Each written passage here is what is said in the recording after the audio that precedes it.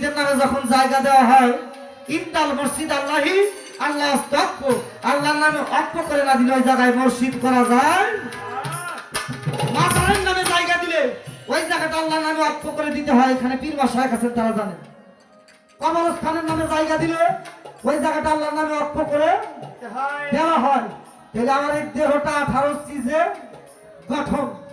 বাবার চাই, মার চাই, আল্লাহর হলো 10। আর মগজ, রক্ত, মাংস, চামড়া, রস, বীজ যা ধরা যায় আমার মা এবং বাবা। দেখাশোনা, চলাফেরা, জ্ঞান, বিবেক, বুদ্ধি, প্রাণ, বায়ু, অপ্রাণ বায়ু, আত্মা,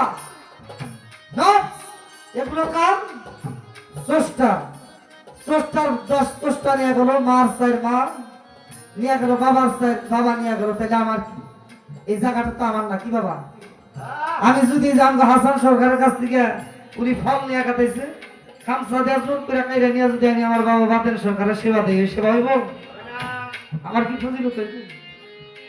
আমার এই দেহের 3টি ভাগ, আলিফ, লাম, নিচের ভাগটা হলো নীল। সনাতন ধর্মে বলছে ব্রহ্মা, বিষ্ণু, শিব। সাধু শাস্ত্রে বলে সৃষ্টি, রক্ষা, ধ্বংস। এই 3টা ভাগ 3 জনের। এই জায়গাটা আমি কোন ভাগের কোন কর্মের মাধ্যমে মুক্তিকামী করে এই জায়গাটা আমি আমার করে নিতে পারবো? এই জায়গাটা আমি আমার করে নিতে পারবো কেমন করে? এই জায়গাটা তো পরে আমার নিজের সম্পদ যখন হবে, তখনই আমি আমার গুরুর চরণে আমার দেহ এবং আত্মা পরিপূর্ণভাবে আমি কুরবানি হতে পারি। এই কুরবানির ব্যবস্থাটা আপনি আমাকে একটু দয়া করে দিবেন।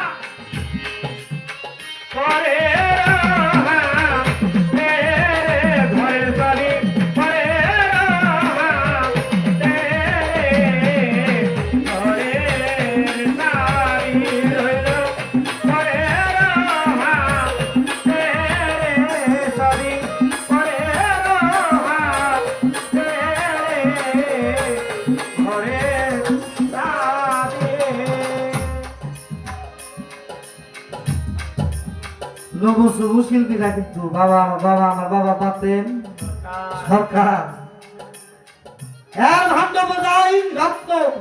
সেই রত্ন থেকে আমি কিছু চাই, ভাণ্ড থেকে দয়া চাই আমি। দয়া যদি ভালো লাগে আমার ভাণ্ডের জন্য আমার এই ভাণ্ডটা কিঞ্চিৎ একটু দান করে, আর কিছু চাওয়ার নাই। সেই নাম ঘষতে ঘষতে যেন রূপটাকে আমি আমার দেহে প্রতিষ্ঠিত করতে পারি। একটি কথা বাবা যেন বেদবি না, আরেকটি কথা আমি রাখবো, 2টি কথাই রাখবো। কথাটি হলো, গুরু কোন ব্যক্তি না, যদি তাই হয় একজন বেলায়েত প্রাপ্ত মুর্শিদ